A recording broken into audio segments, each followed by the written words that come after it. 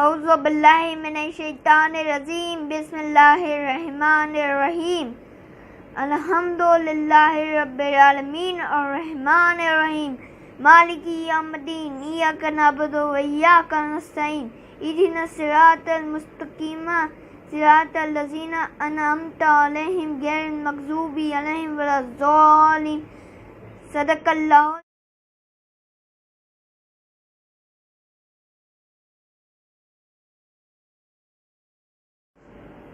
اعوذ باللہ من الشیطان الرجیم بسم اللہ الرحمن الرحیم اللہم صلی علی محمد وآل محمد. بسم اللہ الرحمن الرحیم. ہر کام سے پہلے بسم اللہ الرحمن الرحیم کہنا چاہیے. زندگی کے تمام کاموں میں برکت کے لیے صلوات بھیجیے. اللہم صلی علی محمد وآل محمد. اے میرے اللہ محمد اور آل محمد پر رحمت نازل کر. دین کی جڑیں 5 ہے. اول توحید، دوسرے عدل، تیسرے نبوت، چوتھے امامت، پانچویں کی حمد. دین کی شرطیں 10 ہے. اول نماز، دوسرے روزہ، تیسرے حج، چوتھے زکوٰۃ، پانچویں تھم، چھٹے جہاد، ساتویں نیکی کی ہدایت کرنا، آٹھویں برائی سے روکنا، نویں خدا رسول امام سے محبت کرنا، 10ویں خدا رسول امام کے دشمنوں سے نفرت کرنا.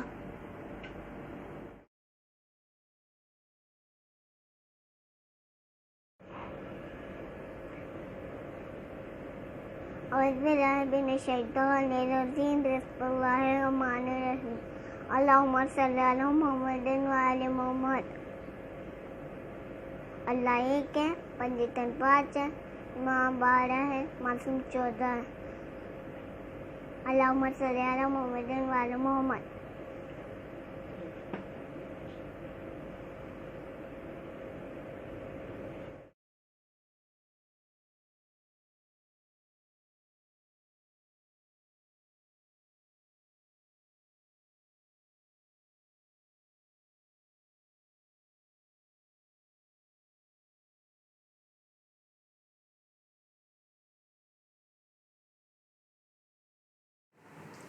اعوذ باللہ من الشیطان اللعین الرجیم بسم اللہ الرحمن الرحیم الحمد للہ رب العالمین والصلاة علی سید المرسلین وآلہ الطاہرین.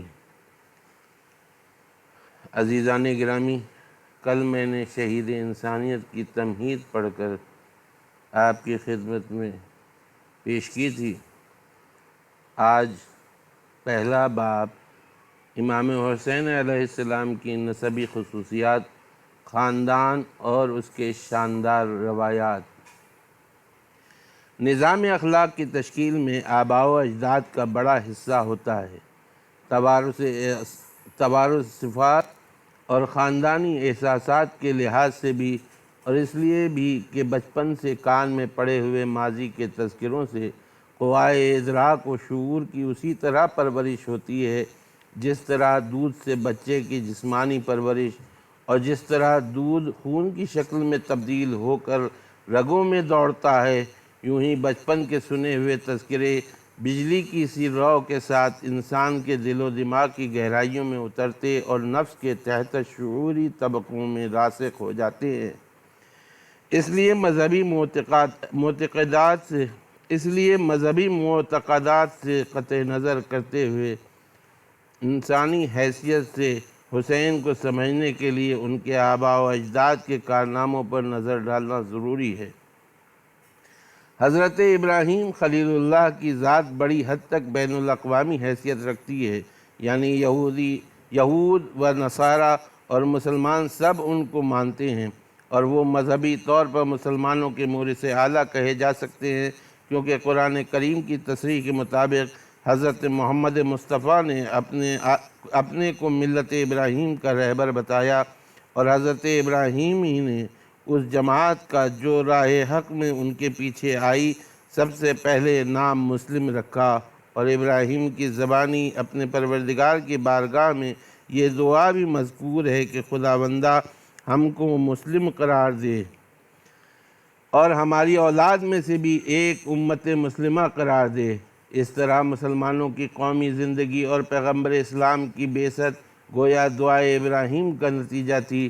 اس لیے حضرت ابراہیم کے روایات زندگی ابناء اسلام کے لیے ایک موروثی ترکے کی حیثیت رکھتے ہیں اور فرزندان اسلام کے عناصر اخلاق کی تشکیل میں ان کا بڑا حصہ ہے۔ حضرت ابراہیم کے دو بیٹے تھے، اسحاق اور اسماعیل۔ حضرت اسحاق سلسلہ بنی اسرائیل کے اور حضرت اسماعیل پیغمبر اسلام حضرت محمد مصطفیٰ کے مورث سے اعلیٰ ہیں۔ بعض مسائل کی بنا پر حضرت ابراہیم نے اپنے فرزند اسماعیل کو شیر خارگی کے عالم میں آپ کی والدہ گرامی ہاجرہ کے ساتھ مکے کی سرزمین پر پہنچا دیا، جس پر خانہ کعبہ واقع ہے۔ خانہ کعبہ کی تعمیر کا کام انہی باپ بیٹے ابراہیم و اسماعیل نے انجام دیا، جو مذہبی طور پر تمام خلق خدا کا محل اجتماع قرار پایا، اور یہ آل ابراہیم کی مرکزیت کا احساس عامہ خلائق کو پیدا ہونے کا ایک بڑا ذریعہ بن گیا۔ ان دونوں بزرگواروں کی نسبت اسلامی تاریخ کا یہ واقعہ بڑی اہمیت رکھتا ہے کہ حضرت ابراہیم من جانب اللہ مامور ہوئے کہ اپنے فرزند حضرت اسماعیل کو اپنے ہاتھ سے ذبح کر دیں، اور آپ نے بڑی ثابت قدمی اور پرجگری کے ساتھ حکم ربانی کی تکمیل کو عمل کے آخری درجے تک پہنچا دیا۔ اگرچہ وقت پر پروردگار عالم کی طرف سے بجائے انسان کے جانور کی قربانی کے عمل میں آنے کا انتظام ہو گیا، مگر اس اعلان کے ساتھ کہ آئندہ اس کا معاوضہ راہ خدا میں ایک بڑی قربانی کے ساتھ ہونا ضروری ہے۔ وَفَدَيْنَاهُ بِذِبْحٍ عَظِيمٍ۔ اس واقعے کو اسلام نے بڑی اہمیت دی اور عید قرباں کی شکل میں اس کی مستقل یادگار قائم کر دی۔ اسماعیل کے 12 فرزند تھے، ان میں سے نابت اور قیدار کی اولاد حجاز میں آباد ہوئی اور بہت پھیلی۔ قیدار کی اولاد میں عدنان بہت مشہور ہے اور پیغمبر اسلام انہی کی اولاد میں سے تھے۔ حضرت کا نسب نامہ آپ کی ذات سے لے کر عدنان تک متفقہ طور سے تواریخ و سیر میں موجود ہے۔ اس طرح عدنان، معد، نزار، مضر، الیاس، مدرکہ، خزیمہ، کنانہ، نظر، مالک، فہر، غالب، لوی، کعب، مرہ، کلاب، قصا، عبد مناف، ہاشم، عبد المطلب، عبداللہ جو حضرت محمد مصطفیٰ کے والد بزرگوار تھے۔ اس سے معلوم ہوتا ہے کہ حضرت سے عدنان تک 21 پشتیں ہیں، اور اگر ہر نسل کا اوسط 30 سال قرار دیا جائے تو کل پشتوں کی مدت 630 برس ہوئی۔ قریش کا لقب ان 21 آدمیوں میں سے کس کو ملا، اس میں اختلاف ہے۔ بعض کہتے ہیں کہ قریش کا لقب سب سے پہلے نضر ابن کنانہ کو ملا، بعض کے نزدیک فہر کو، اور بعض کے نزدیک قصہ بن کلاب کو۔ وجہ تسمیہ میں بھی کئی قول ہیں، ان میں سے ایک یہ ہے کہ وہ تقرش سے ماخوذ ہے، تجارت اور کسب معاش کے معنی میں، کیونکہ یہ لوگ اپنی محنت و مشقت اور قوت بازو کی کمائی کو معیار عزت سمجھتے تھے اور عملی طور پر اس کے پابند تھے، اس لیے قریش کہلائے۔ اور ایک قول یہ ہے کہ وہ تقرش بمعنی اجتماع سے ماخوذ ہے، کیونکہ ان لوگوں نے متفرق ہونے کے بعد اجتماعی شکل اختیار کی، اس لیے قریش کہے جانے لگے۔ چونکہ قصہ کے وقت تک نسل عدنان کے لوگ مکے کے پہاڑوں اور وادیوں میں منتشر تھے، قصہ نے ان سب کو جمع کر کے کعبے کے آس پاس مکانوں میں آباد کیا، اسی لیے خود قصہ کو مجمع کے لقب سے یاد کیا جانے لگا، جیسا کہ عرب شاعر نے کہا: ابوکم قصہ کان یدعا مجمعا بہ جمع اللہ القبائل من فہر۔ یعنی تمہارے مورث اعلیٰ قصہ وہ ہیں کہ جو مجمع کہلاتے ہیں، انہی کے ذریعے سے اللہ نے قبیلہ فہر کی مختلف شاخوں کو ایک جگہ جمع کیا۔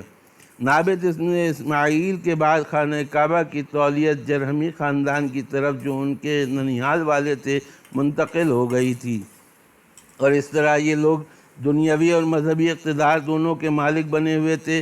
عرصے تک قابض رہنے کے بعد انہوں نے کعبے کے اموال میں تغلب و تصرف اور حج کو آنے والے پردیسیوں پر ظلم و ستم اور حرم مکہ کی حرمتوں کو برباد کرنا شروع کر دیا، جس کے نتیجے میں بنی خزاعہ نے یمن سے نکل کر ان پر حملہ کر دیا اور انہیں مکے سے نکال کر خود قابض ہو گئے۔ یہ خاندان تقریباً 200 برس تک کعبے کا مالک بنا رہا۔ قصہ نے انہی میں شادی کی، اور جب ان کا اثر اور رسوخ حجاز میں بڑھ گیا تو انہوں نے نضر ابن کنانہ کی تمام اولاد کو جمع کر کے انہیں خانہ کعبہ کی حمایت اور تولیت کی ذمہ داری یاد دلائی، اور آخر متفقہ طاقت کے ساتھ خزاعیوں کو شکست دے کر مکے پر خود قابض ہوئے۔ انہوں نے مکہ معظمہ کے مکانات کی سرِ نو تعمیر کی اور دار الندوہ محل مشاورت کے نام سے ایک عمارت تیار کرائی، جس میں جمہور کے کام انجام دیے جاتے تھے۔ ان کے لیے معاشرت کے قوانین منضبط کیے اور خراج کی وصولیابی اور حاجیوں کے خورد و نوش کا بھی انتظام کرایا۔ انہوں نے شراب خواری کی مذمت اور اس کی مضرتوں کا اعلان بھی کیا۔ قصہ کے فرزندوں میں عبد مناف اوصاف و کمالات میں اپنے بزرگوں کے حقیقی جانشین تھے، اس لیے اپنے باپ کی زندگی میں انہوں نے ملک عرب میں شہرت و امتیاز کا درجہ حاصل کر لیا۔ عبد مناف کے فرزندوں میں ہاشم، جن کا اصلی نام عمر تھا، نہایت بااثر اور ممتاز تھے۔ کعبے کی معزز خدمتیں، حاجیوں کی سیرابی اور ضیافت ان کو سپرد کی گئیں، جو انہوں نے بہت قابلیت سے انجام دیں۔ انہوں نے سلطنت روم سے خط و کتابت کر کے کچھ خاص حقوق عرب تجار کے واسطے حاصل کیے تھے۔ ہاشم ان کا لقب اس وجہ سے ہوا کہ انہوں نے سب سے پہلے اہل مکہ کو روٹیوں کے ٹکڑے شوربے میں بھگو کے کھلائے۔ عربی میں حشم چورا کرنے کو کہتے ہیں۔ ہاشم کی وفات کے بعد ان کے بھائی مطلب جانشین ہوئے، اس لیے کہ ہاشم فرزند شیبہ اس وقت نہایت کم سن تھے۔ جب مطلب کی وفات ہوئی تو ان کی جگہ ان کے بھتیجے شیبہ نے حاصل کی، جو عبد المطلب کے نام سے مشہور ہوئے۔ یہ شرف، عظمت اور شہرت میں اپنے بزرگوں پر بھی فوقیت لے گئے اور سید البطحاء کے خطاب سے مشہور ہوئے، جو ان کی اولاد میں باقی رہ گیا۔ چنانچہ وہ آج تک سادات کہے جاتے ہیں۔ عبد المطلب کا توکل اور اعتماد خدا پر اس وقت پورے طور پر ظاہر ہوا جب ابرہہ نے یمن سے بڑھ کر کعبے کو ڈھانے کے ارادے سے مکے پر چڑھائی کی۔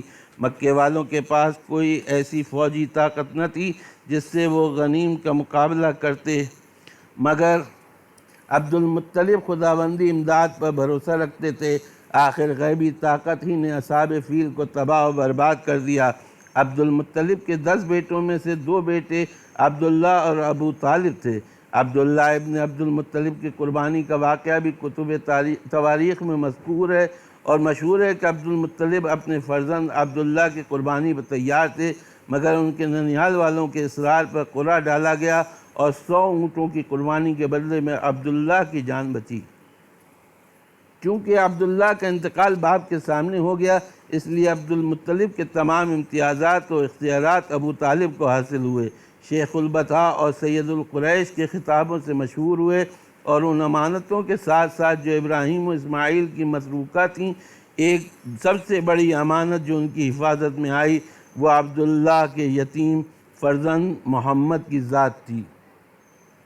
حضرت محمد مصطفیٰ کی عمر نوجوانی کے منزل میں تھی کہ آپ کی راست بازی اور امانت داری کو تمام عرب نے تسلیم کرتے ہوئے آپ کو امین کا لقب دے دیا۔ اپنی امانتیں آپ کے پاس رکھوانا شروع کر دیں۔ اہم معاملات میں آپ کے تصویر کو قابل قبول سمجھنے لگے۔ جب آپ کی عمر 20 برس کی تھی تو قریش میں حلف الفضول کا عہد نامہ ہوا، جو بے نظیر شریفانہ اصول پر مبنی تھا، اور اس کی تحریک کا سہرا بنی ہاشم ہی کے سر رہا، اس لیے کہ زبیر ابن عبد المطلب اس کے داعی تھے۔ واقعہ یہ تھا کہ عبد المطلب کے انتقال کے بعد عرب میں مطلق العنانی اور بے آئینی کا دورہ شروع ہو گیا۔ رشتہ داریوں کے لحاظ سے آپس میں کشت و خون تو نہیں ہونے پایا، مگر اجنبی لوگوں کے ساتھ انصاف نہیں ہوتا تھا۔ چنانچہ قبیلہ زبید کے ایک یمنی شخص نے، جس سے کہ عاص بن وائل سہمی نے کوئی بیش قیمت چیز خرید کر قیمت ادا نہیں کی تھی، تمام آل فہر کو مخاطب کر کے مؤثر انداز میں اس ظلم و ستم کا شکوہ بھی کیا۔ انہی واقعات سے متاثر ہو کر بنی ہاشم زہرہ اور اسد ابن عبد العزیٰ کے قبیلے عبداللہ بن جدعان کے مکان پر جمع ہوئے اور متفقہ طور پر عہد کیا کہ ہم ہمیشہ مظلوم کا ساتھ دیں گے اور اس وقت تک چین نہ لیں گے جب تک اس کا حق ادا نہ ہو جائے۔ اس معاہدے کا نام حلف الفضول رکھا گیا۔ یہ نام جرہمیین کی ایک قدیم انجمن کے نام کی یادگار میں رکھا گیا جس میں فضل، فضال، مفضل اور فضیل شامل تھے اور اس لیے اس کا نام فضول قرار پا گیا تھا۔ حضرت محمد مصطفیٰ اس معاہدے میں شریک تھے اور ہمیشہ اس پر آپ نازاں رہے، بلکہ بعثت کے بعد جبکہ عرب کے تمام قدیم معاہدات اور مخاصمات کالعدم قرار دے دیے گئے تھے، آپ اپنے کو اس معاہدے کا پابند سمجھتے تھے اور فرماتے تھے کہ آج بھی اگر کوئی مجھے اس معاہدے کی بنا پر آواز دے تو میں اس کی صدا پر لبیک کہوں گا۔ اگر آپ نے عرب کی تاریخ پڑھی ہے تو آپ کو معلوم ہوگا کہ یہ معاہدہ اس قوم کی عام ذہنیت کے بالکل خلاف تھا۔ وہاں تو یہ تھا کہ ہم کو اپنے قبیلے والے کی مدد کرنا ہے، چاہے خواہ وہ ظالم ہو، ہمیں اپنے قبیلے والے کی مدد کرنا چاہیے، خواہ وہ ظالم ہو یا مظلوم۔ اس قبائلی تعصب کا نتیجہ یہ تھا کہ ایک شخص کی ذاتی جنگ قبائلی جنگ بن جاتی تھی جو 40 برس جاری رہتی تھی۔ اس غلط ذہنیت کی سب سے پہلے مخالفت کرنے والے بنی ہاشم تھے جو دنیا کو حق و انصاف کی قدر و قیمت کا اندازہ کرا رہے تھے اور بتا رہے تھے کہ اس کے مقابلے میں قومیت یا برادری کوئی چیز نہیں ہے۔ جب حضرت محمد مصطفیٰ کی عمر 30 برس کی تھی، ابو طالب کے یہاں علی کی ولادت ہوئی اور ابھی علی ابن ابی طالب چند ہی سال کے تھے کہ مکے میں قحط پڑا اور ابو طالب اقتصادی تکالیف میں مبتلا ہو گئے۔ آپ کے بار کو کم کرنے کے لیے محمد مصطفیٰ صلی اللہ علیہ وآلہ وسلم نے علی علیہ السلام کی پرورش اپنے متعلق کر لی۔ اس طرح علی محمد کی آغوش تربیت میں آ گئے۔ یہاں ایک مرتبہ اس پر نظر ڈال لیجئے کہ اس خاندان کی زمین شرف کس آسمان تک پہنچ چکی تھی اور اس کے قدیم روایات کس درجہ شاندار ہیں۔ نمبر 1، کعبہ جو تمام عرب کے مذہبی اجتماع کا مرکز ہے، وہ تعمیر کیا ہوا ہے ان کے مورث اعلیٰ حضرت ابراہیم کا۔ نمبر 2، ان کے دادا حضرت اسماعیل اللہ کی بارگاہ میں اپنی جان کا نذرانہ پیش کر کے ذبیح خدا کہلائے۔ پھر عبد المطلب اور ان کے فرزند عبداللہ نے اسی سبق کو دوہرا کر ثابت کر دیا کہ یہ قربانی کا جذبہ اس خاندان کا ورثہ ہے جو دنیا کو برابر یاد رہا۔ چنانچہ ان دونوں طے شدہ قربانیوں کی بنا پر حضرت محمد مصطفیٰ کو ابن الذبیحین کے لقب سے یاد کیا گیا۔ نمبر 3، تمام قبائل مضر کی شیرازہ بندی کا فخر انہی کو حاصل ہے۔ نمبر 4، خانہ کعبہ کے محافظ اور موسم حج کے منتظم ہونے کی حیثیت سے انہیں تمام عرب کی مرکزیت حاصل ہے۔ نمبر 5، تمام اندرونی اور بیرونی معاملات میں عرب قوم کی قیادت اور نمائندگی ان کا حصہ ہے۔ نمبر 6، وہ غریبوں کے دستگیر اور قحط سالی وغیرہ کے سخت اوقات میں مسکینوں کی خبرگیری کرنے والے ہیں۔ نمبر 7، وہ اسم اور مسمہ دونوں حیثیتوں سے سید سردار مانے جاتے ہیں۔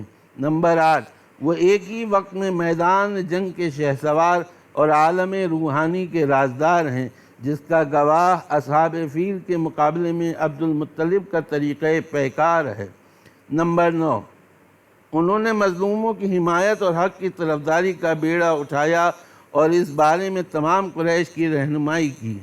یہ ہیں وہ نمایاں خصوصیات جو تاریخی اسناد کے ساتھ اس خاندان کے لیے ابھی تک ثابت تھے، مگر اب اسی مشرق سے وہ آفتاب چمکتا ہے جس کی شعاعیں دنیا انسانیت کو صبح قیامت تک روشن رکھیں گی۔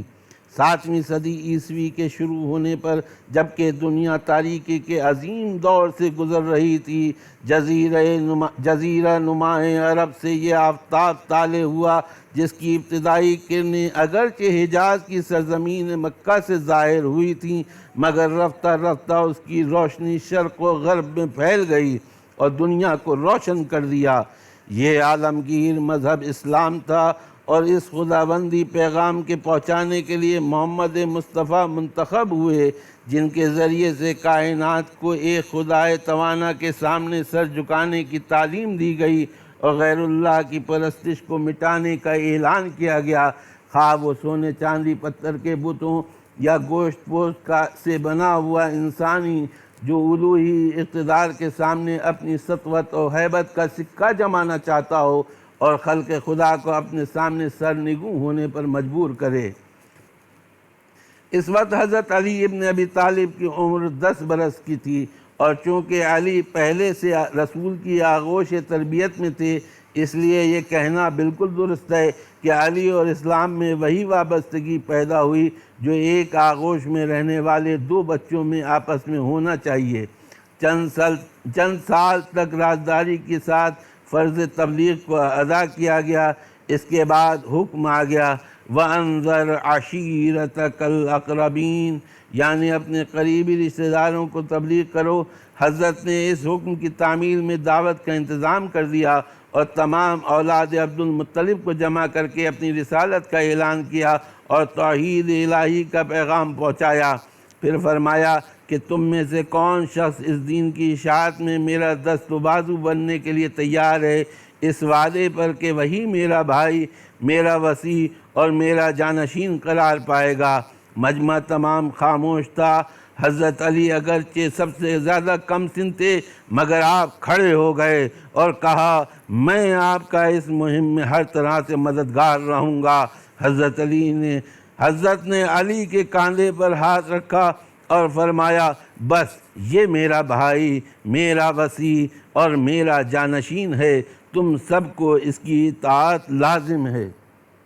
اللہم صلی علی محمد و آل محمد۔ اب علانیہ بت پرستی کی مذمت ہونے لگی، جس سے قریش آپ کی مخالفت پر کمر بستہ اور ایذا رسانی پر آمادہ ہو گئے، مگر آپ کے چچا جناب ابو طالب کی شخصیت آپ کے سامنے سینہ سپر تھی، جس کی وجہ سے ان لوگوں کو کچھ بننا پڑتا تھا۔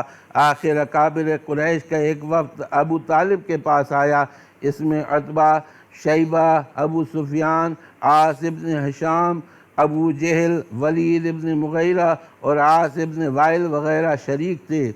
ان لوگوں نے ابو طالب سے کہا کہ تمہارا بھتیجا ہمارے معبودوں کو برا کہتا ہے، ہمارے مذہب کی مذمت کرتا ہے، ہم کو احمق ٹھہراتا ہے اور ہمارے آباء و اجداد کو گمراہ بتاتا ہے، اس لیے یا تو تم اسے ان باتوں سے روک دو یا اسے ہمارے سپرد کر دو۔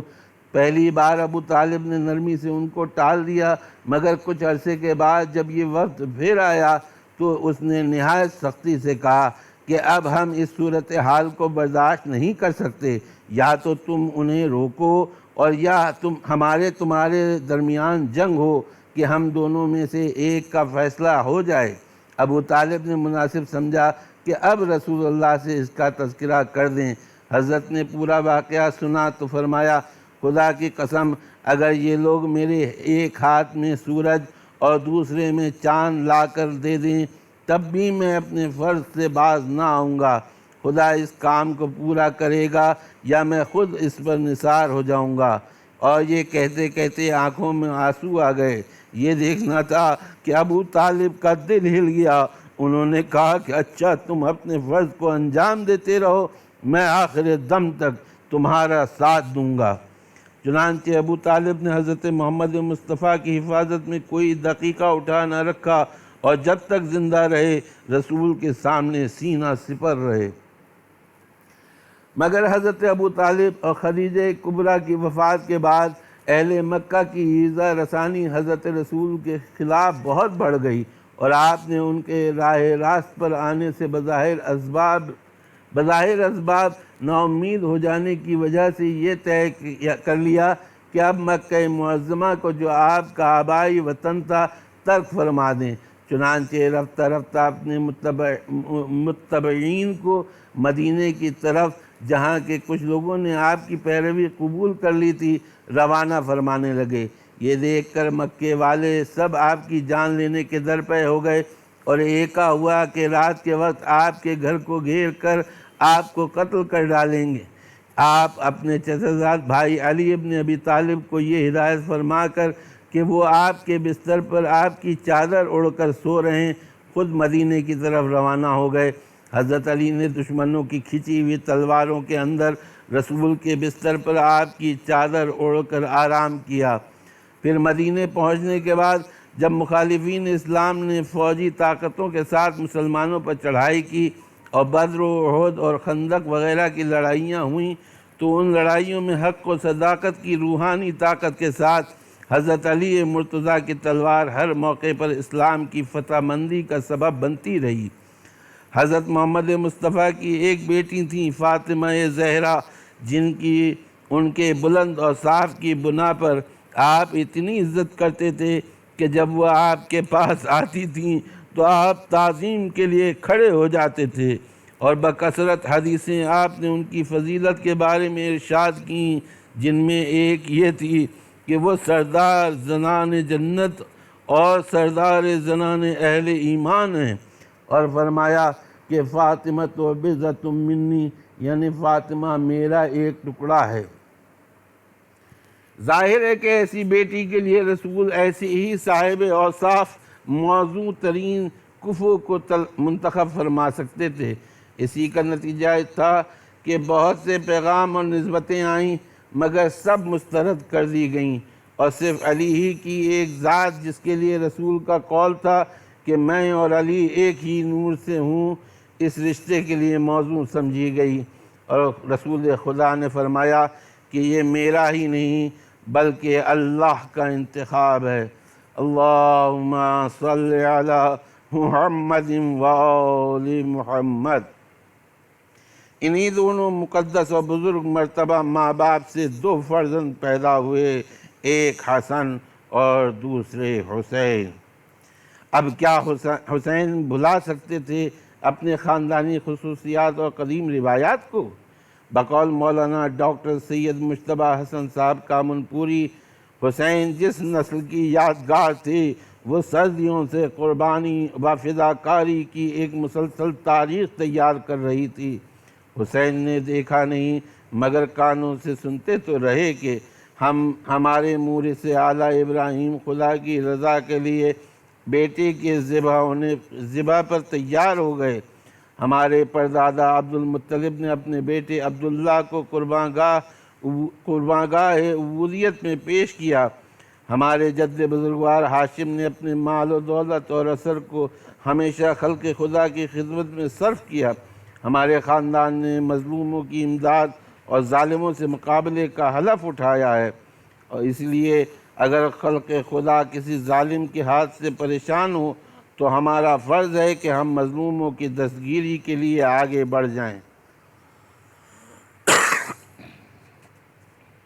حسین کو معلوم ہوا کہ سچائی کی خاطر پتھر کھائے اور مصیبتیں اٹھائیں میرے نانا رسول اللہ نے، اور پیغمبر اسلام کی حفاظت کے لیے سینہ سپر رہے میرے دادا ابو طالب، اور جب اسلام کی حفاظت کا مسئلہ درپیش تھا تو سب سے پہلے عہد وفاداری کرنے والے، اور پھر تلواروں کے حصار میں بستر رسول پر لیٹنے والے، اور پھر ہر سخت موقع پر سچائی کے لیے جہاد کرنے والے میرے باپ علی ابن ابی طالب تھے۔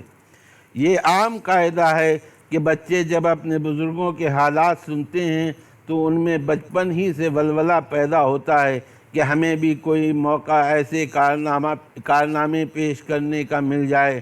اس لیے عام فطرت کے تقاضوں اور ظاہری اسباب کے لحاظ سے یہ کہنا بالکل صحیح ہے کہ امام حسین کے لیے علاوہ منصبی ذمہ داری کے خاندانی روایات اور بلند فطرت کا تقاضا یہی تھا کہ بچپن سے منتظر ہوں اور مشتاق رہیں کہ سچائی کی خدمت، غریبوں کی دستگیری اور مظلوموں سے ہمدردی کا کوئی موقع پیش آئے اور آپ بھی حق کی حمایت میں اپنے فریضے کو انجام دے کر اپنے خاندانی روایات کو زندہ اور برقرار رکھیں۔ وآخر دعوانا عن الحمد للہ رب العالمین۔ اللہم صلی علی محمد وآل محمد۔